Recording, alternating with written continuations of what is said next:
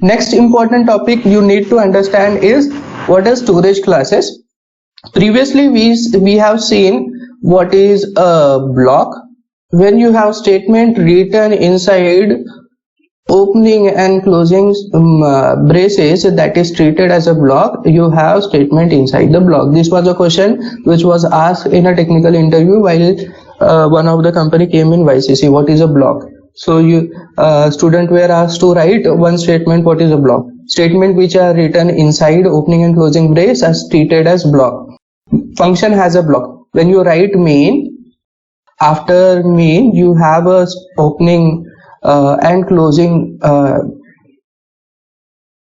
braces, and you have statement. So this opening and closing braces statement written inside opening and closing braces are treated as block. Next important topic are what are storage classes, and you can be asked to give an example of each.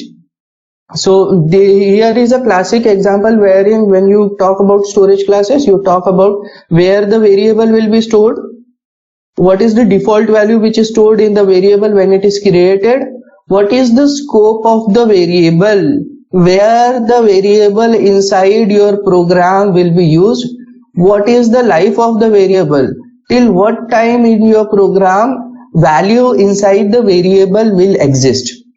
So what is scope? At what part of your program your variable will be used, what is life, till what time of the program your variable value will persist. So by default all the variables which are declared in are automatic. Automatic means if you don't give a storage class for a variable, it goes to automatic, means they are stored in memory. Default initialization, if you don't put a value inside the variable, then it will be a garbage value. What is the scope of the variable? They will be used in the block in which they are defined. Life of the variable, till what time value of the value inside the variable will be valid, till the block.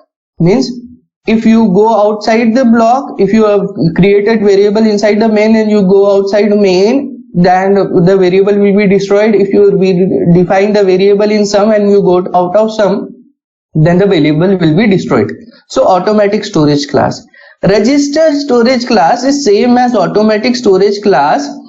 One difference is instead of storing the variable in memory, they are stored in registers. So registers are of 16 bit. So if a variable value is of 16 bit, that will be stored in a register if the register is available. If the variable value is greater than 16 bit or register is not available, then they directly will be stored in the memory. Rest of the thing is same. They will be initialized with a garbage value. They will be used inside the block in which they are defined. The value inside the variable will persist till when we are present inside the block. So what is the advantage of using register storage class? If you are using a computation which is to be executed faster, you know that access time of register to the CPU is faster than access time of CPU to RAM.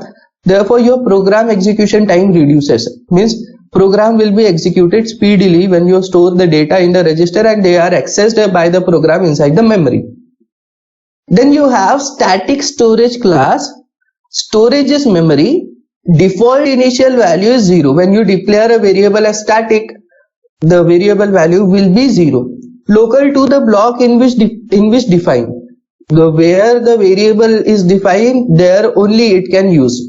But change is value of variable persists throughout the program.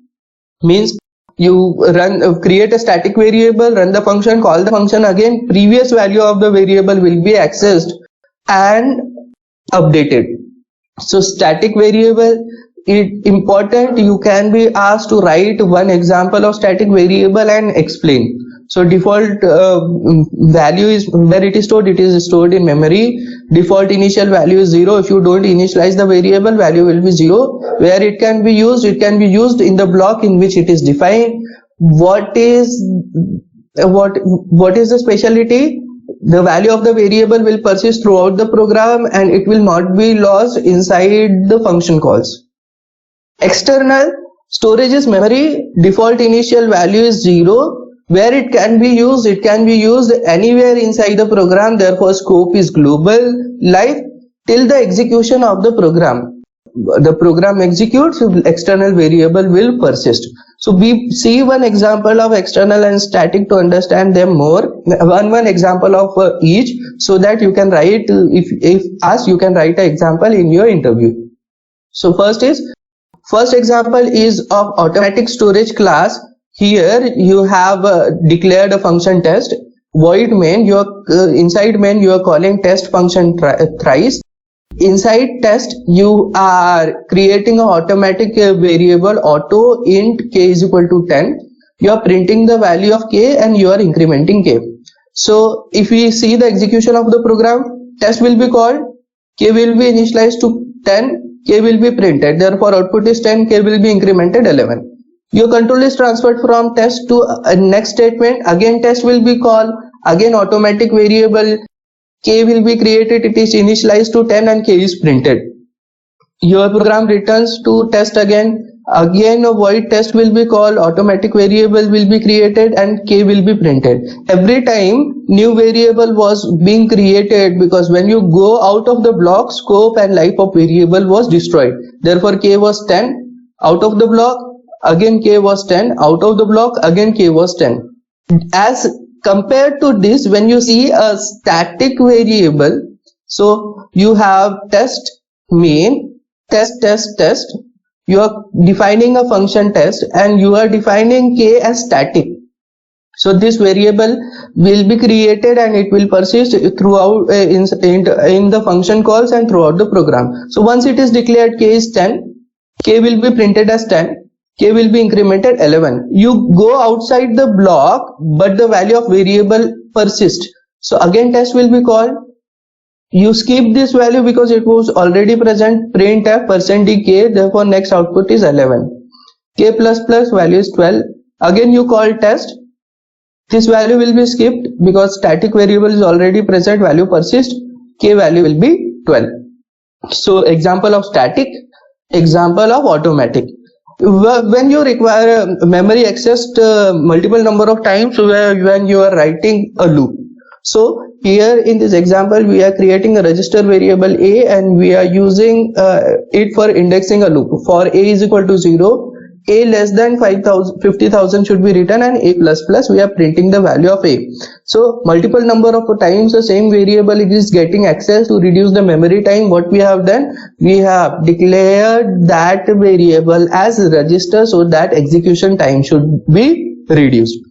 Next is external. You have file1.c in which you have n and hello function. N is declared as n and hello you are printing hello.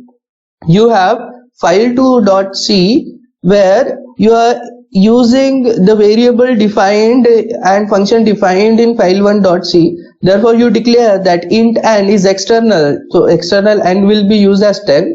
External void hello, so hello function will be used from file1.c. Then you write void main, you print the value of n. So you haven't declared n, you don't have hello function, but you declared n as external and void as hello. So this n and hello can be used inside your program via external storage class. That's it about storage classes.